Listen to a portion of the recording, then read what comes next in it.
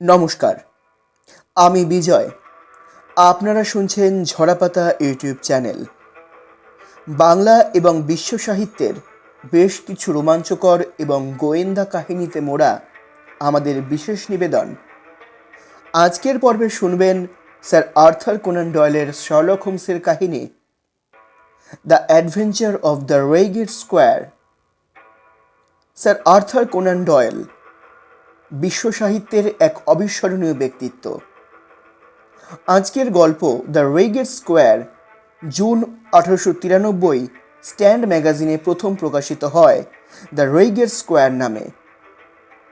Square শব্দটি বহুবচনে পরিবর্তিত হয়ে মেমোয়ার্স অফ শার্লক হোমস গ্রন্থে সংকলন হওয়ার সময়ে 17 জুন 1893 হার্পার্স উইকলি পত্রিকায় এই গল্প প্রকাশিত হয় দ্য রেইগেট পাজল নামে। শুরু হচ্ছে আজকের গল্প, শার্লক হোমসের কাহিনী the adventure of the Reigate square.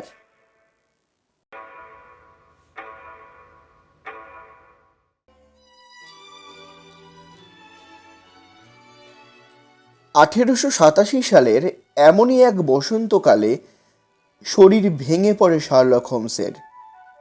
শরীরের আর দোষ কি? একটানা 6 মাস অমানসিক পরিশ্রম করেছে সে। রোজ 15 ঘন্টা এবং বেশ কয়েকবার এক নাগাড়ে 5 দিন পর্যন্ত তদন্ত নিয়ে ব্যস্ত থেকেছে। এত ধকল সইবার ক্ষমতা রক্তমাংসের শরীরে থাকে না। হোমসের লৌহ কঠিন স্বাস্থ্যও টলে গেছে। যে জন্য এত পরিশ্রম, সে কেসে সফল হয়েছে ঠিকই। তিনটে দেশের পুলিশের ব্যর্থতার পর বিরাট সেই ষড়যন্ত্র ফাঁস করে দিয়ে সারা ইউরোপে সাড়াও ফেলেছে। অজস্র টেলিগ্রাম প্রশংসিকায় ঘরের মেঝে ভরে উঠেছে। নিজে কিন্তু বিছানা নিয়েছে ইউরোপের সবচেয়ে ধুরন্ধর জোচ্চোরকে হারিয়ে দেওয়ার বিপুল আনন্দ সত্ত্বেও। 14 এপ্রিল লিও থেকে টেলিগ্রাম পেয়ে ছুটে গেলাম। অসুস্থ হোমসকে 3 দিন পরে নিয়ে এলাম বেকার স্ট্রিটের বাসায়। হাওয়া বদলের দরকার বুঝে ওকে নিয়ে 7 দিন পরে পৌঁছলাম রেইগেটের আইবুড়ো কর্নেল হেটারের নতুন কেনা বাড়িতে। ভদ্রলোক আমার রুগী ছিলেন আফগানিস্তানে। অনেক দিনের স্বনির্বন্ধ নিমন্ত্রণ শেষ পর্যন্ত রক্ষা করলাম হোমসকে নিয়ে গিয়ে। ভদ্রলোক আইবুড়ো জেনেও হোমসও আপত্তি জানায়নি। পরে দেখা গেল দুজনেই প্রায় একই ধাতে তৈরি। যেদিন পৌঁছলাম সেই দিন সন্ধেবেলা খাওয়া সেরে কর্নেলের হাতিয়ার সম্ভার দেখছি আমি। এমন সময়ে কর্নেল বললেন, আজ একটা পিস্তল নিয়ে শুতে হবে দেখছি, বিপদ আসতে পারে। কিসের বিপদ কর্নেল? চোরের। গত সোমবার এখানকার বুড়ো মোড়ল একটনের বাড়িতে চুরি হয়ে গেছে। চোর ভাগল বা দামি জিনিস চুরি করতে পারেনি। হোমস এলিয়ে পড়েছিল সোফায়। এখন বললে, কোনো সূত্র পাওয়া গেছে? ইন্টারেস্টিং কোনো বৈশিষ্ট্য? না, ইন্টারেস্টিং কোনো বৈশিষ্ট্য নেই। লাইব্রেরি তছনছ করে ড্রয়ারগুলো টেনে নামিয়েছে চোরের দল, কিন্তু নিয়ে গেছে পোপের লেখা পুরনো হোমার বইখানা, এক বান্ডিল টোন সুতো, একটা ছোট্ট ওক কাঠের ব্যারোমিটার, একটা হাতির দাঁতের কাগজ চাপা, 2টো বাতিদান। মানে হাতের কাছে যা পেয়েছে তাই নিয়েই চম্পট দিয়েছে। গায়ের পুলিশগুলো হয়েছে তেমনি। হোমস, এসেছো জিরোতে। নতুন সমস্যায় মাথা গলালে অনর্থ করব বলে দিলাম, হুঁশিয়ার করে দিলাম আমি। কিন্তু ঢেকি স্বর্গে গিয়েও ধান ভানে। এত করেও আগলাতে পারলাম না হোমসকে। পরদিন সকালবেলায় ব্রেকফাস্ট খেতে বসে তা হাড়ে হাড়ে টের পেলাম। ছুটতে ছুটতে চলল কর্নেলের বাটলার। নিরুদ্ধ নিঃশ্বাসে খবর দিলে, কাল রাত 12টা চোর পড়েছিল গায়ের জমিদার ক্যানিংহামের বাড়িতে, গুলি করে খুন করে গেছে কোচওয়ান উইলিয়ামকে। খবর দিয়ে বাটলার বিদেয় হলে কর্নেল বললেন, বুড়ো কানিংহাম কিন্তু লোক ভালো, শেষকালে তার বাড়িতেও চোর পড়ল। অ্যাক্টরের বাড়ি থেকে আজব জিনিসপত্র চুরি হবার পর একই গ্রামে ফের হানা দেওয়াটা চোরেদের পক্ষে কিন্তু বেশ অস্বাভাবিক আচরণ। ব্যাপারটা তাই ইন্টারেস্টিং। এই অঞ্চলে বর্ধিনো পরিবার বলতে এই দুটি ফ্যামিলিকেই বোঝায়, তাই চোর হানা দিয়েছে দুই বাড়িতেই। টাকা পয়সাও আছে নিশ্চয়। তা তো বটেই, বেশ কয়েক বছর মামলা চলছে দু পরিবারে। ক্যানিংহামের অর্ধেক সম্পত্তির ওপর দাবি রেখেছে অ্যাক্টন, ফলে পোয়া 12 উকিলদের দহন করছে দুপক্ষকেই। ভয় নেই ওয়াটসন, আমি নেই এর মধ্যে। বলতে না বলতেই বাটলার এসে খবর দিলে, কর্নেল, ইন্সপেক্টর ফরেস্টার এসেছেন দেখা করতে। পরক্ষণেই ঘরে ঢুকলেন অল্প বয়সী বুদ্ধি উজ্জ্বল এক পুলিশ অফিসার। ঢুকেই বললেন, good morning colonel. I hope আমি আপনাকে বিরক্ত করছি না। শুনলাম মিস্টার শার্লক হোমস নাকি আপনার এখানে এসেছেন। হাত তুলে হোমসকে দেখিয়ে দিলেন কর্নেল। সৌজন্য বিনিময়ের পর ইন্সপেক্টর বললেন, নমস্কার, আমি ইন্সপেক্টর ফরেস্টার। মিস্টার হোমস, কেসটা হাতে নেবেন কি? আমার দিকে চেয়ে মুচকি হাসল হোমস, বলল, ওয়াটসন, তোমার কপাল খারাপ। খুলে বলুন ইন্সপেক্টর। না, অ্যাক্টনের বাড়িতে সূত্র পাইনি ঠিকই, তবে ক্যানিংহামের বাড়িতে কিন্তু পেয়েছি। আরে একই লোকের কীর্তি, তাকে দেখা গেছে। তাই নাকি? আগে হ্যাঁ, রাত ওই 12:15টার সময় ড্রেসিং গাউন পরে পাইপ খাচ্ছিলেন মিস্টার অ্যালেক ক্যানিংহাম। ছিলেন খিড়কির দরজার কাছে। তারপর হঠাৎ চেঁচামেচি শুনে দৌড়ে গিয়ে দেখেন উইলিয়াম আর সঙ্গে আরেকটা লোক হাতাহাতি করছে নিজেদের মধ্যে। ওনার সামনেই লোকটা উইলিয়ামের বুকে গুলি করে তীরের মতো ছুটে গিয়ে বাগান পেরিয়ে একেবারে বেড়া টোপকে মিলিয়ে যায় অন্ধকারে। শোবার ঘরের জানলা থেকে মিস্টার ক্যানিংহামও ব্যাপারটা লক্ষ্য করেছেন। তিনি দেখেছেন তাকে নক্ষত্র বেগে পালিয়ে যেতে। মিস্টার অ্যালেক ক্যানিংহাম তখন উইলিয়ামকে নিয়ে ব্যস্ত হয়ে পড়েছিলেন, তাই আর তিনি খুনির পেছন নিতে পারেনি। অত রাতে উইলিয়াম কি করতে গিয়েছিল ওখানে? মরবার আগে তা বলে যেতে পারেননি। লোকটা কিন্তু খুব বিশ্বাসী। নিশ্চয়ই কোনো কাজ ছিল। ঠিক সেই সময় তালা ভেঙে দরজা খুলেছিল চোর। বাড়িতে কিছু বলে এসেছিল উইলিয়াম? ওর বুড়ি মা তো এমনিতেই কালা, তার উপর এবার ছেলের শোকে ভেঙে পড়েছে। সেরকম কোনো খবর পাওয়া যায়নি, কিন্তু একটা দরকারি জিনিস কিন্তু পাওয়া গেছে। এই দেখুন।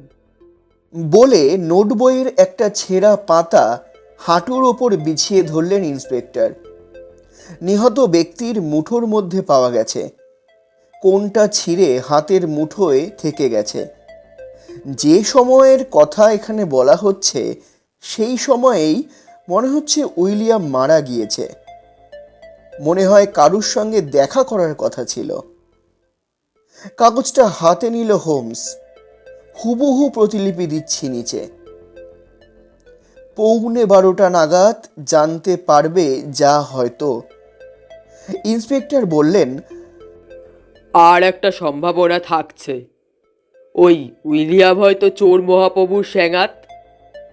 শর করে এসেছিল দরজা ভাঙতে, হাতও লাগিয়েছিল, তারপর হয়তো কোনো কারণে মারপিট লেগে যায় নিজেদের মধ্যে। হোমস কিন্তু তন্ময় হয়ে দেখছিল ছেঁড়া কাগজের কথাগুলো। বললে, যা ভেবেছিলাম, দেখছি তার চাইতেও জটিল ব্যাপার। লেখাটা সত্যিই ইন্টারেস্টিং।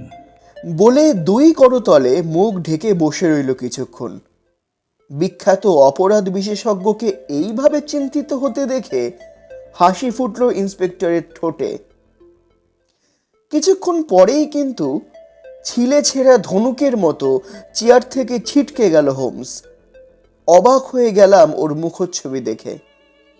স্বাস্থ্যের আভায় ফের জ্বলজ্বল করছে গাল আর চোখ। প্রাণশক্তি আগের মতোই যেন ফেটে পড়ছে চোখে মুখে। ব্যাপারটা তলিয়ে দেখতে চাই। ওয়াটসন, কর্নেল, আপনারা একটু বসুন, আমি ইন্সপেক্টরের সঙ্গে দেখে আসি ব্যাপারটা। 1.5 ঘন্টা পরে একাই ফিরলেন ইন্সপেক্টর। মিস্টার হোমস এখন মাঠে বেড়াচ্ছেন। ওর ইচ্ছে আমরা 4 জনেই যাই মিস্টার ক্যানিংহামের বাড়িতে। কেন বলুন তো? তা ঠিক বলতে পারবো না। ওনার শরীর এখনো ঠিক নেই, বুঝতে পারছি সেটা, কিন্তু এমন সব অদ্ভুত রকম কাণ্ড করছেন না। ঘাবড়াবেন না, ওর এই খ্যাপামির মধ্যেই জানবেন তদন্ত কৌশল প্রচ্ছন্ন থাকে। যাবার জন্য আর তর্স হইছে না, সবানে তো লাফাচ্ছেন। চলুন চলুন। বাইরে বেরিয়ে দেখি প্যান্টের পকেটে 2 হাত পুড়ে ঘাড়ে হেট করে মাঠে বেড়াচ্ছে হোমস। কি মশাই, ঘটনাস্থল দেখে এলেন? লাশটা দেখলাম, ইন্টারেস্টিং। কিছু আজ করেছেন মনে হচ্ছে। যাচাই না করে কিছু বলা মুশকিল। তবে কি জানেন, চোর যে বেড়া ভেঙে পালিয়েছে সে জায়গাটাও খুব ইন্টারেস্টিং। মিস্টার ক্যানিংহাম আর তার ছেলের সঙ্গেও আলাপ করে এলাম। তদন্তের ফলটা কি হলো? ফল খুবই অদ্ভুত। আসল রহস্য কিন্তু হাতের মুঠোয় পাওয়া ওই ছেঁড়া কাগজের মধ্যে। অত্যন্ত গুরুত্বপূর্ণ সূত্র। বাকি অংশটা কোথায়? নিশ্চয়ই হত্যাকারীর পকেটে। খুন করে উইলিয়ামের হাত থেকে ছিনিয়ে নিয়ে পকেটে পুরে পালিয়েছে। পকেটটা খুঁজলেই কাগজ পাবো, রহস্য ফর্দাফাই হবে। তা তো হবে, কিন্তু হত্যাকারীকে পাকড়াও না করে পকেটে হাত ঢোকাবেন কি করে? তাও তো বটে, খুব চিন্তার বিষয়। আরেকটা গুরুত্বপূর্ণ ব্যাপার শুনবেন। পত্রলেখক চিঠিটা নিজে গিয়ে দেয়নি উইলিয়ামকে। নিজে গেলে চিঠি লেখার দরকার হতো না। চিঠিটা তবে গেল কিভাবে? ডাকে এসেছিল, পিয়নকে জিজ্ঞাসা করেছিলাম। কাল বিকালের দিকে একটা চিঠি পেয়েছিল উইলিয়াম। সাব্বাস! সল্লাসে ইন্সপেক্টরের পিঠ চাপড়ে দিল হোমস। আপনার সঙ্গে কাজ করে সুখ আছে। এসে গেছি এই বাড়িটা। পুরনো আমলের একটা বাড়ির সামনে এসে দাঁড়ালাম আমরা। হোমস আমাদের নিয়ে গেল পেছন দিকে। সেখানে দরজা আগলে দাঁড়িয়ে একজন চৌকিদার। হোমস বললে, কর্নেল, এখানে দাঁড়িয়েই মিস্টার ক্যানিংহামের ছেলে দেখেছিল মারপিট করছে দুজনে। ওই জানলাটায় দাঁড়িয়ে মিস্টার ক্যানিংহাম দেখেছেন ওই ঝোপটা ডিঙিয়ে ছুটে পালাচ্ছে চোর। বাপ বেটা দুজনেই দেখেছে ঝোপটা, সুতরাং ভুল হবার জো নেই। বাড়ির কোণ ঘুরে 2 ব্যক্তি এগিয়ে এলো আমাদের দিকে। একজন বয়স্ক, অপরজন তরুণ। আমোদে মুখচ্ছবি, ঝকমকে জামা কাপড়। কাছে এসেই হোমসকে টিটকিরি দিয়ে ছোকরা বললে, এখনো হাল ছাড়েননি দেখছি, কিন্তু হালে পানি পাবেন বলে মনে হয় না। যা মিটমিটে আপনি! লন্ডনের ডিটেকটিভরা এমনই হয়, জানতাম না। তা একটু সময় লাগবে বইকি। সময় নিয়েও সূত্র পাবেন বলে তো মনে হয় না। জবাব দিলেন ইন্সপেক্টর। সূত্র পাওয়া গেছে। হত্যাকারীর ও কি মিস্টার হোমস, কি হলো আপনার? আচম্বিতে যন্ত্রণায় কোকিয়ে উঠে ধরাস করে মুখ থুবড়ে মাটিতে পড়ে গেল শার্লক হোমস। দারুণ ভয় পেলাম আমি। ধরাধরি করে তুলে এনে শুয়ে দিলাম একটা বড় চেয়ারে। কিছুক্ষণের মধ্যেই সামলে নিয়ে উঠে বসলো বন্ধুবর। লজ্জিত মুখে বলল, কিছু মনে করবেন না ওয়াটসন, মানে আমার শরীর কীরকম ভেঙে পড়েছে, স্নায়ুর জোর কমে গেছে। এমন এক একটা ধাক্কা আচমকা আসে, সামলাতে পারি না। গাড়ি করে পাঠিয়ে দেব? আরে না না, এসেছি যখন একটা ব্যাপার যাচাই করেই যাই। কি ব্যাপার বলুন তো? আমার বিশ্বাস চোর চুরি করে যখন বেরিয়ে যাচ্ছে উইলিয়াম তখন এসে পড়ে। চুরির আগে নয়। অথচ আমরা জানি কিছু চুরি যায়নি। চোর কিন্তু অদ্ভুত ধরনের, মামুলি জিনিসপত্র চুরি করে নিয়ে যায়। যেমন অ্যাক্টরের বাড়ি থেকে নিয়েছে কাজল চাপা বাতিদান, টোন সুতো আর বই। তাছাড়া আর একটা ব্যাপারেও আমার খটকা লাগছে। কি বলুন তো? আপনারা দুজনেই তখন জেগেছিলেন। হ্যাঁ, দুজনেই তো জেগেছিলাম। ঘরে আলো জ্বলছিল? হ্যাঁ, কোন ঘরে? ওই যে পাশাপাশি দুটো ঘরের জানালা দেখছেন, ওই ঘরে। দেখুন মিস্টার ক্যানিংহ্যাম, বাড়িতে লোক জেগে আছে। চোখে দেখার পরেও চোর কি চুরি করতে সে বাড়িতে ঢোকে? বুকের পাটা থাকলে ঢোকে বই কি। যাই হোক, আপনি একটা পুরস্কার ঘোষণা করুন। তাতে হত্যাকারীকে খুঁজে বার করতে উৎসাহ পাবে প্রত্যেকেই। 50 পাউন্ড দিলেই হবে। আমি 500 পাউন্ড দিতে রাজি আছি। তাহলে তো আরও ভালো। এই নিন, একটা খসড়া করে এনেছি আমি। আপনি দয়া করে একটা সই দিয়ে দিন। বৃদ্ধ কানিংহাম ঘোষণাপত্রের বয়ানে চোখ বুলিয়েই বললেন, ভুল লিখেছেন দেখছি। 11:15টার সময় লিখেছেন কেন? ওটা তো হবে 11:15টার সময়। ভীষণ অপ্রস্তুত হয়ে গেল শার্লক হোমস। মনটা আমারও খারাপ হয়ে গেল ওর এই ভুল দেখে। হোমস এত বড় ভুল কখনো করে না, কিন্তু স্নায়ুর অবস্থা এতই কাহিল যে খুঁটিনাটি ব্যাপারেও গুলিয়ে ফেলছে। ইন্সপেক্টরের ভুরু বেঁকে গেল বিষম বিরক্তিতে, আর বিদ্রুপের হাসি হেসে উঠল তরুণ কানিংহাম। যাই হোক, বৃদ্ধ ক্যানিংহাম তৎক্ষণাৎ ভুলটা শুধরে দিয়ে সই করে কাগজ তুলে দিলেন হোমসের হাতে। পকেট বুকে কাগজটা রাখতে রাখতে হোমস বললে, এবার চলুন বাড়ির ভেতরটা দেখা যাক, কিছু খোয়া গেছে কিনা দেখি। ভেতরে ঢোকার আগে দরজাটা খুঁটিয়ে দেখল হোমস। উকো বা শক্ত ছুরি দিয়ে তালা ভাঙা হয়েছে, কাঠ পর্যন্ত খুবলে গেছে। দরজায় খিল লাগান না? দরকার হয় না। কুকুর রাখেন না? পেছনে বাঁধা থাকে। চাকর বাকর শুতে যায় কখন? ওই 10টা নাগাদ যায়। উইলিয়ামও? হ্যাঁ, আশ্চর্য, ঠিক কালকেই ওকে অত রাত্রে বিছানা ছেড়ে আসতে হলো। চলো মিস্টার ক্যানিংহাম, বাড়িটা দেখান। তন্ময় হয়ে বাড়ির স্থাপত্য দেখতে দেখতে এগিয়ে চলল হোমস। কিছু দূর এইভাবে যাওয়ার পর অসহিষ্ণু কণ্ঠে বৃদ্ধ ক্যানিংহাম বললেন, খামোকা সময় নষ্ট করছেন আমার। সিঁড়ির শেষে ওই দেখুন আমার আর ছেলের ঘর। আমি ঘরের মধ্যে বসে থাকতে থাকতেই চোর বাড়ি ঢুকে চুরি করে বেরিয়ে গেল। তা কি হয়? শ্লেষ তীক্ষ্ণ হাসি হেসে পুত্র বললে, নতুন সূত্র ধরুন মশাই, কেচে গুন্ডুস করুন। ভ্রুক্ষেপ না করেই হোমস বললে, শোবার ঘরের জানালা দিয়ে বাড়ির সামনের একটু দেখা দরকার। এইটা বুঝি আপনার ছেলের ঘর? পাশের ঘরের জানালা থেকে দেখি কদ্দূর দেখা যায়। পাইপ খাচ্ছিলেন এই ঘরে বুঝি? বলতে বলতে নিজেই দরজা খুলে উকি মেরে সব দেখল হোমস। বৃদ্ধ ক্যানিংহাম এবার রেগে গেলেন। আপনার দেখা শেষ হয়েছে নাকি মিস্টার শার্লক হোমস? হ্যাঁ হ্যাঁ, সব দেখা হয়ে গেছে। মানে যা দেখতে চাইছিলাম দেখে নিয়েছি। এবার চলুন আপনার ঘরটা দেখা যাক। বৃদ্ধের পেছন পেছন সবাই ঢুকলাম পাশের ঘরে। জানলার দিকে এগোনোর সময় পেছিয়ে পড়ল হোমস, অগত্যা আমিও। আচমকা আমার চক্ষু স্থির হয়ে গিয়ে হোমস ইচ্ছে করে ধাক্কা দিয়ে টেবিলে বসানো ডিশ ভর্তি কমলা আর জলের কুজোটা উল্টে ফেলে দিল মেঝের উপর। ঝনঝন করে ভেঙে গেল কাঁচের কুঁজো আর ডিশ। কমলা লেবু গড়িয়ে পড়ে গেল পুরো ঘরময়। কি কাণ্ড করলে বলো তো ওয়াটসন? ঠান্ডা গলায় আমাকেই ধমকে উঠল হোমস। কার্পেটটা 12টা বাজিয়ে ছাড়লো। ভ্যাবাচাকা খেয়ে কমলা কুড়োতে লাগলাম আমি। বেশ বুঝলাম বিশেষ মতলবে দোষটা আমার ঘাড়ে চাপাচ্ছে বন্ধুবর। আমার সঙ্গে প্রত্যেকেই হাত লাগালেন।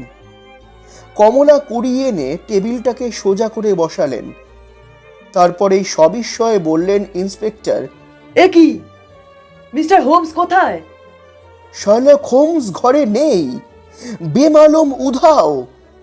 ভদ্রলোকের মাথায় পোকা আছে মনে হচ্ছে, দেখছি আমি। বাবা এসো। বাপ বেটায় হনহন করে বেরিয়ে গেল ঘর থেকে। দৃষ্টি বিনিময় করলাম আমি, ইন্সপেক্টর আর কর্নেল। ইন্সপেক্টর বললেন, মেবি মিস্টার অ্যালেক ঠিকই বলেছেন, রোগে ভুগে মাথা বিগড়েছে মিস্টার হোমসের। মুখের কথা মুখেই রয়ে গেল। আচমকা তীক্ষ্ণ আর্তনাদে কেঁপে উঠল সারা বাড়ি। সারা গায়ে কাঁটা দিয়ে উঠল সেই চিৎকার শুনে। এ যে হোমসের আর্তনাদ! হোমস চেঁচাচ্ছে, হোমসকে কেউ খুন করতে যাচ্ছে। উন্মত্তের মতো ধেয়ে গেলাম চাতালে। আর্তনাদ তখন বিষম গোঙানিতে এসে ঠেকেছে। চিৎকার লক্ষ্য করে একটা ঘরের মধ্যে দিয়ে পৌঁছলাম ড্রেসিং রুমে। মেঝের ওপর চিত হয়ে পড়ে শার্লক হোমস। বুকের ওপর চেপে বসেছে ক্যানিংহাম পিতাপুত্র। ছেলে সর্বশক্তি দিয়ে টুটি টিপছে, বাপ গায়ের জোরে কবজি মোচড়াচ্ছেন। চোখের নিমেষে হোমসকে সরিয়ে নিলাম আসুরিক খপ্পর থেকে। বিবর্ণ বেদব মুখে উঠে দাঁড়ালো বন্ধুবর শার্লক হোমস। খাবি খেতে খেতে বললে, গ্রেপ্তার করুন ইন্সপেক্টর, এদের গ্রেপ্তার করুন। কি অপরাধে? কোচোয়ান উইলিয়ামকে খুন করার অপরাধে। ইন্সপেক্টর তো অবাক। বলেন কি মিস্টার হোমস? আরে মশাই, ওদের মুখের দিকে তাকান না। সত্যিই তো, মুখের রেখায় এভাবে অপরাধবোধ প্রকট হয়ে উঠতে কখনো তো দেখিনি। বাপ বেটা দুজনের মুখেই চক্ষের নিমেষে পাল্টে গিয়েছে।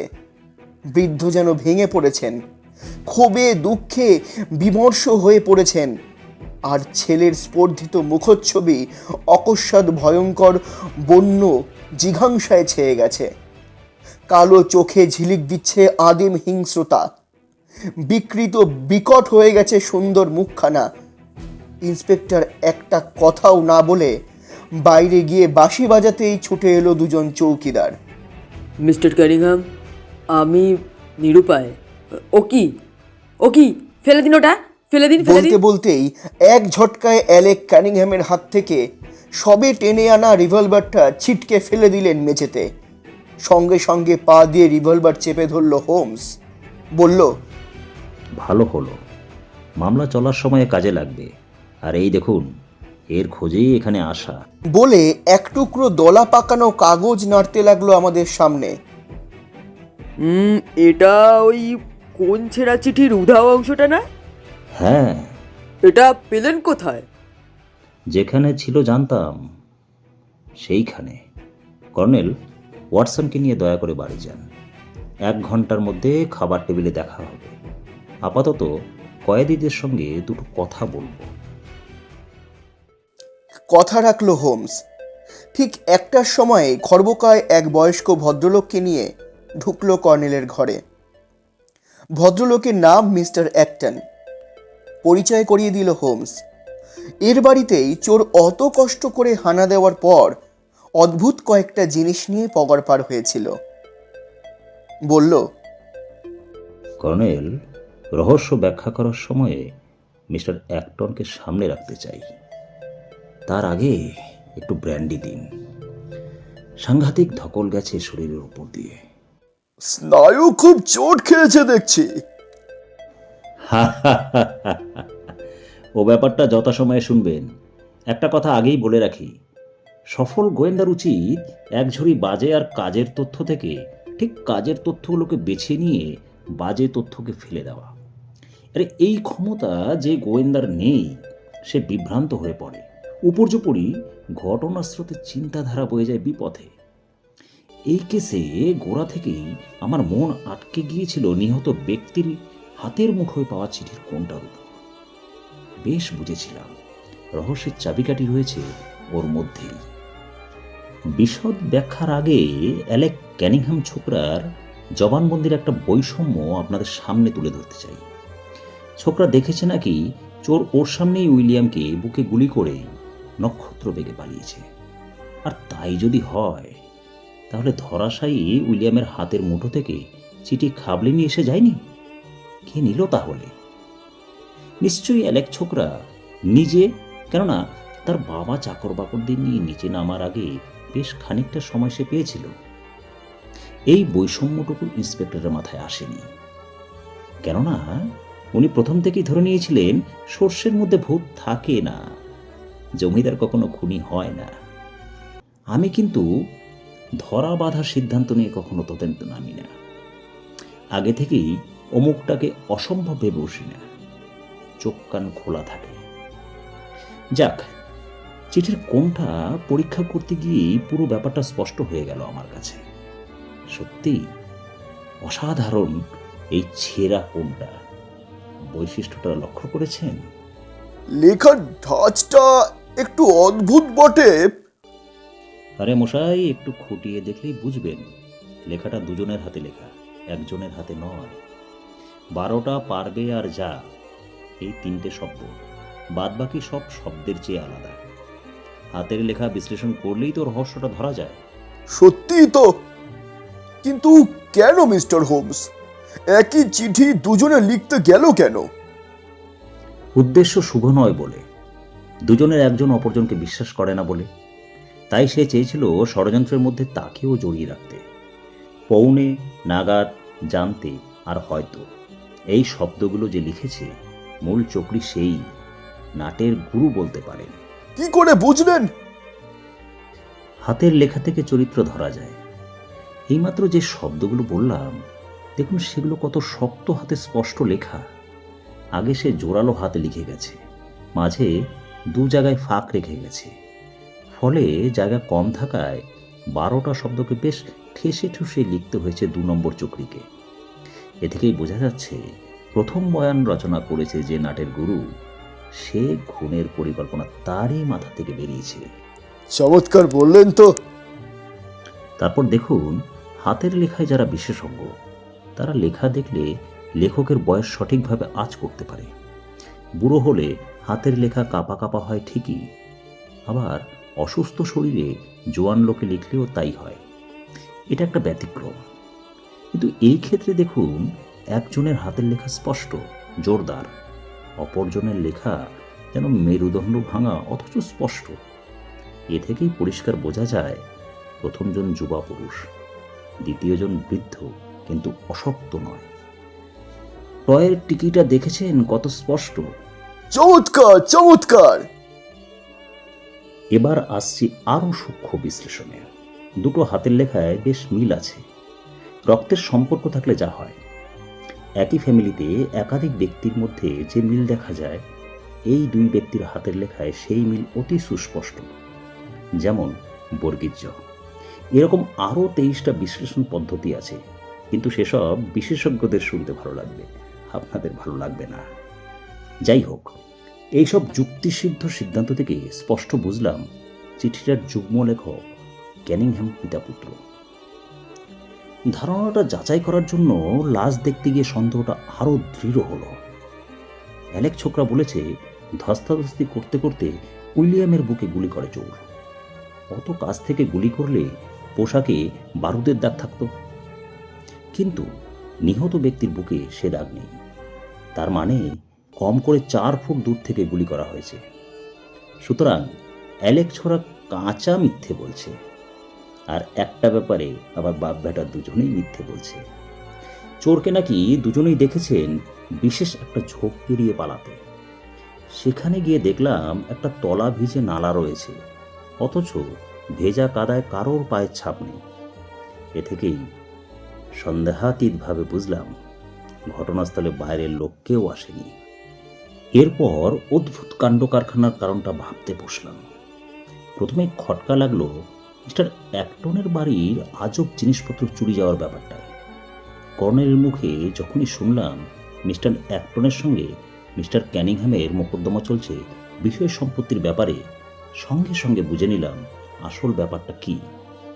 ক্যানিংহামরা মিস্টার অ্যাক্টনের লাইব্রেরিতে হানা দিয়েছিল দরকারি কোনো দলিল পাচার করার মতলবে।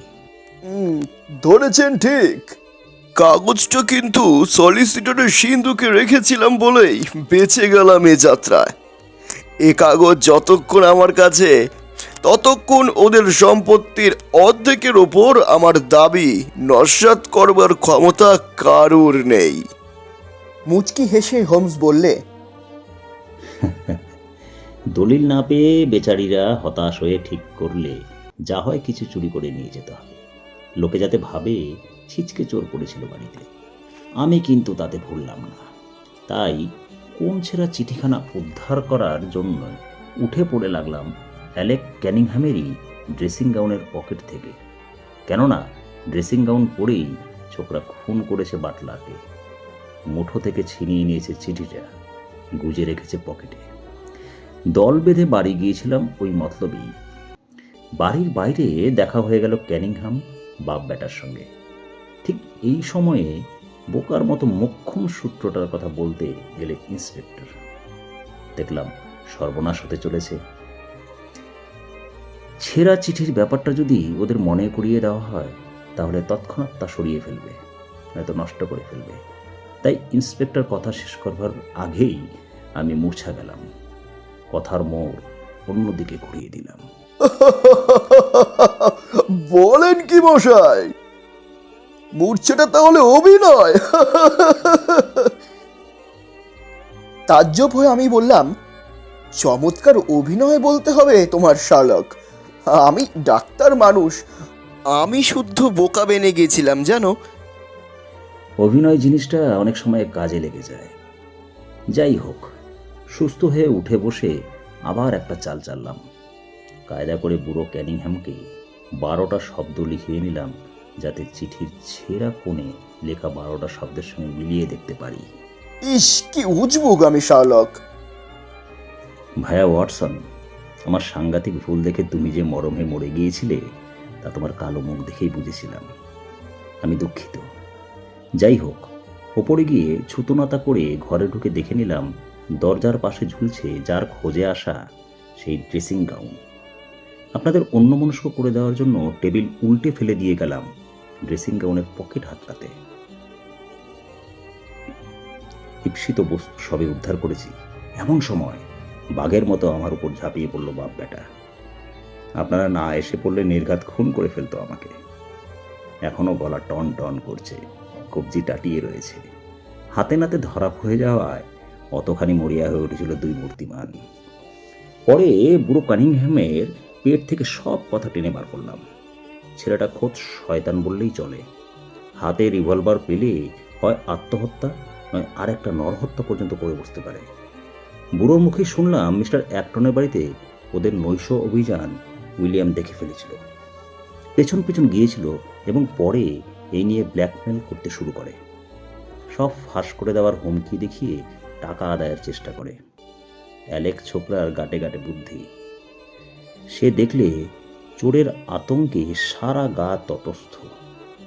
এই সুযোগে আর একটা চুরির নাটক মঞ্চস্থ করে পথের কাটা সরানো যাক। তাই চিঠি লিখে বাটলারকে তাতিয়ে এনে খুন করে ফেলল জলযান্ত্রিক মানুষটাকে।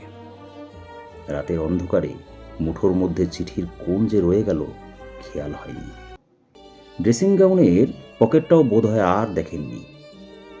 ও ব্যাপারে আরও একটু হুঁশিয়ার হলে তিলমাত্র সন্দেহ করা যেত না এদের। ভায়া, চিঠির রহস্য এবার ভাঙো। শার্লক হোমস তখন দুটো কাগজের টুকরো পাশাপাশি রাখলো আমাদের সামনে। সেখানে লেখা রয়েছে, খিড়কির দরজায় এসো, এমন কিছু জানতে পারবে যা তোমাকে দারুণ অবাক করে দেবে এবং হয়তো তোমার আর অ্যানি মরিসনের অনেক কাজে লাগবে। কিন্তু এ ব্যাপারে কাউকে কিচ্ছু বলো না। ফাঁদটা অতি চমৎকার, কিন্তু অ্যালেক, অ্যানি আর উইলিয়ামের মধ্যেকার সম্পর্কটা এখনো অস্পষ্টই রয়ে গেল। যাই হোক, ভায়া ওয়াটসন, ভাগ্যিস তুমি আমাকে গায়ে টেনে এনেছিলে। কি সুন্দর বিশ্রাম হলো বলো তো। নতুন এনার্জি নিয়ে কালকেই বেকার স্ট্রিটে ফিরবো ভাবছি।